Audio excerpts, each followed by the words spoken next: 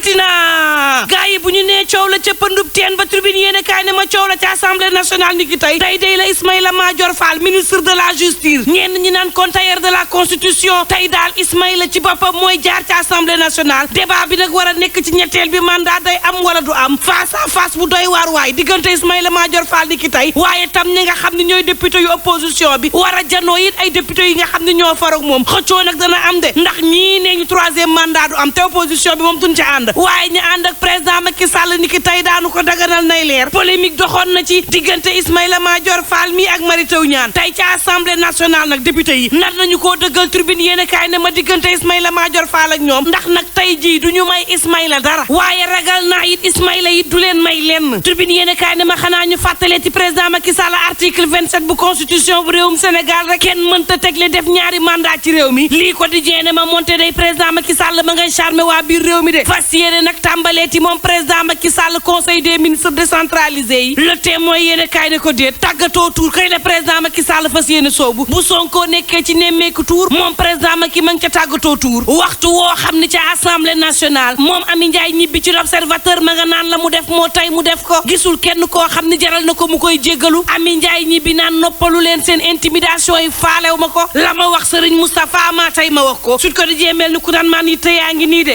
enquête ba nga xam ne def nañ ko ci sergent Fulbert Sambou enquête suusale la ndax moom Fulbert mii jébbal nañ ko boromam ni ki barki démb waaye amul autopsie boo xam ne jaar na ci moom procureur de la république ne matu ko néew ba dafa yàqu te sax ca kaw néew ba gisuñu ca benn violence boo xam ne def nañ ko ci kaw corps bi Alioune Tine Afrikajom Center mel ni ku naan leen lu ngeen ca xam autopsie wu leen ko xoolu leen ko kon dëgg ji moom mënu leen ko xam Alassane Seck bu Ligue sénégalaise bu droits humains xam le ni gars yi daal dañoo mel ni ñu yore xale rek mel ni ñuy naxi bébé rek ma ne la autopsie bii ñu ñuy gëmloo ne mënta nekk dafa tey xel lool buñ ko bëggoon it dafa mel ni mën nañ ko Sud Quotidien daal di may xamal ne du France la ñu jël royukaay référence moom France ci boppam dama leen di fàttali rek autorité yu réewum Sénégal xale bu góor bi di ko tuddree la tudd ñaar fukki at ak benn la am 16 mars 2020 dafa réer ci ndox mi juróom-ñetti fan waaye nag gannaaw bi nga xam ni génnee nañu néewam autopsie lañ ko defal ci lañ xam ci yenn anam la daal di faatoo bu ñu nee nag Fulbert mii nga xam ne daanaka matalul juróomi fan ci ndox mi mënuñu koo autopsie xel da cay daal di teey yéeni kaay bi ne ma parquet bu Ndakaar day xamle na ni violence amu ca waaye terewul dossier bi nag ubbi nañ ci ab information judiciaire waaye ba nii jàppaleen ni gars yi nee ñu daal dañoo lab critique yéeni kaay mel ni ku naan man Sénégal neexee na nu ne de face to face diggante Ousmane Sonko ak Adji Sarr war a am juróom benni fan ci weeru décembre source a daal di may xamal ne wuy ji rek Ousmane Sonko mënta def lenn lu dul dem wuy ji juge bi 11h lañ ko woo doyen des juges nag moo ko woo moom jiital Pastef ka ko doon maase di Adji Sarr ak seeni avocat yëpp jot nañ seeni convocation bu wuy jiwul Maham Diallo moom Ousmane Sonko mën naa am mandat de dépôt l'indépendant yéeni kaay naan man en tout cas Ousmane Sonko ki avocat ak ñëpp ñu bokk ci dossier bi te war a wuy ji daal dinañ leen di jébbal seeni convocation te ña nga tàmbali nag di filtrer ña nga xam ne ñooy dugg ci bureau Maham Diallo bi am déet le quotidien daal di may xamal ne beneen feuilleton ci coowal Sweet Beauty gi l'observateur naan man face to face boo xam ne dana ànd ak danger de ndax Ousmane Sonko ak Adji Sarr bu nu jàkkaarloo ca biir doyen des juges dara du yomb Walf Quotidien ne ma waxtu woowu ña ngay def ay contrôle yoo xam ne doy na waar lool di roqi alalu kaskan impôt et domaine di ko def nag fas yéene nag dugal koppar ci gafaak nguur gi di suuxal ay entreprise l'observateur naan man ñi xaar location bi wàññeeku nay baye boo ñu xaar 2023 ndax 1er janvier 2023 la président rong-rong ak ñu jëmee bëggul ab décret ab loi la bëgg loi boo xam ne dina sàmm locataires yi xeex ak courtier yi waaye tam defanteeg bailleurs yi libération yéene kaay ne ma boobu waxtu ña ngay caxatee alalu askan wi ci anam woo xam ne dara mustee jaar yoon audit yoo xam ne def nañ ko diggante 2020 ak 2021 ARMP def ko yéene kaay bi dama banxal sa baaraam Puma moom lu toll ci 3 milliards yoo xam ne teg na moom la ñu jaay te amul benn contrôle ci tur woo xam ne nee ñu secret la Moussa Sow mi nga xam ne moo jiite commission marché bi daal di jël ay entreprise am nag jox leen marché bi deer nag moom fa la lekk gu metti gi amee juróom-ñaar fukki millions ak fukk ak juróom jébbal nañ ko Atepa ci marché yaama neex Les Échos yéene kaay ne ma ab moniteur enregistreur boo xam ne jarul 400 000 ñu facturé ko fukk ak juróomi millions ca deer la amee libération yéene kaay ne ma dikkaatal ca man moom Sowam Wardini 2 milliards ak ñetti téeméer juróom-ñeent fukk ak juróom-ñeenti millions yi may xel tey ca vérificateur yi fu alal joojee jaar secrétariat général bu gouvernement bi ñu ngi leen di jiñ luubal ca maire bu Ziguinchor ak bu Pikine ñaari Abdoulaye Ya Baldé bi ñu daal di leen di niib l'enquête quotidien na ma ca Covid ba gars yi tamit profité nañ ci lekk nam leen neexee pharmacie nationale d'approvisionnement ak ministère de l'éducation nationale daal di nañ leen di niib fonds 6 ak collectivité locale yenn it ñu ni leen niib libération yéen kaay na ma fii daal ARMP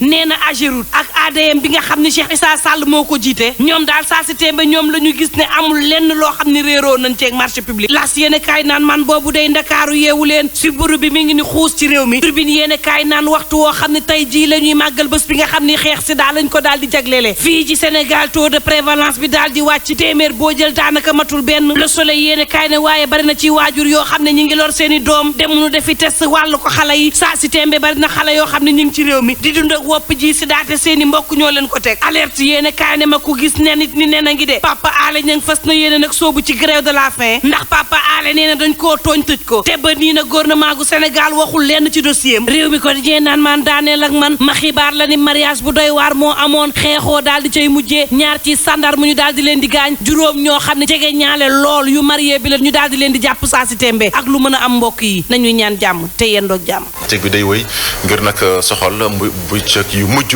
ci groupe D bi 15h tey Croatie la ak Belgique nag moom faw mu am ndam ci kaw Croatie bu bëggee nag jàll ci ñaareelu tour gi Croatie moom match nul rek la bëgg ngir mën a nag valider tikkeem Maroc ak Canada kon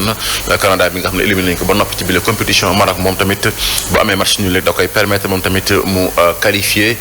comme ni ko Sénégal defee ci groupe E bi tey ba tey ci 19h Espagne la ak Japon Costa Rica ak Allemagne nag moom faw mu gagné bu bëggee am yaakaar tamit jàll ci ñaareelu tour bi di fàttali nag ni affiche huitième de finale yi am na si yenn yoo xam ne xamagum nañ ko ci week-end bi kon 15h Pays-Bas la ak États-Unis 19h Argentine ak Australie loolu samedi lay doon dimanche nag 15h France ak Pologne la ñu di waa Angleterre dinañ laale ak Sénégal kon 19h la Cameroun tamit di fàttali ni kon ak Ghana ëllëg la ñuy football Cameroun nag ba fii tamit am na possibilité ngir mën a nag jàll ci ñaareelu tour bi foogee nag gagné na Brésil mi nga xam ne ñoom la fas yéene laaleel en tout cas lu ci mënti am ni ki sànq jot nañ na ko teewlu kàdduk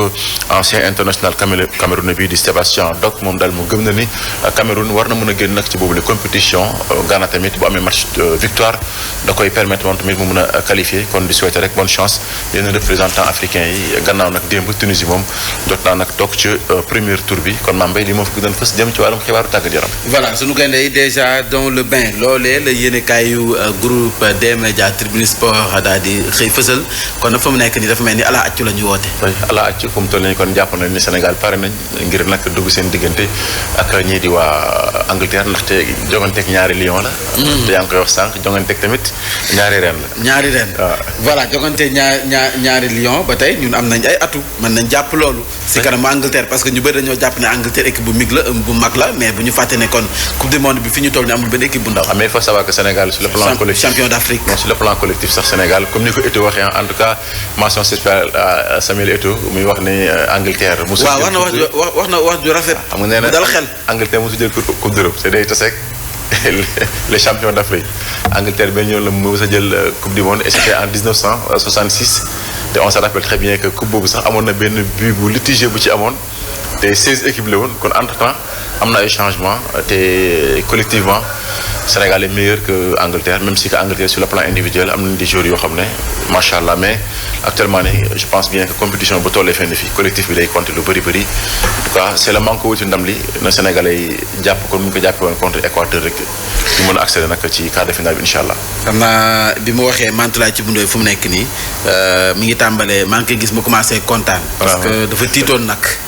mais bi waa ji génnee def benn sortie di xam ne kon di comparer Sénégal Angleterre. man sportif la de. moom au moins xam na ci dara. xam na ci dara man ak Cheikh Sarr ñooy. moom yow de non Cheikh. waaw man ak Cheikh Sarr ñooy Cheikh dafa am yeneen astuce nag. donc mi ngi noonu démb France moom xam naa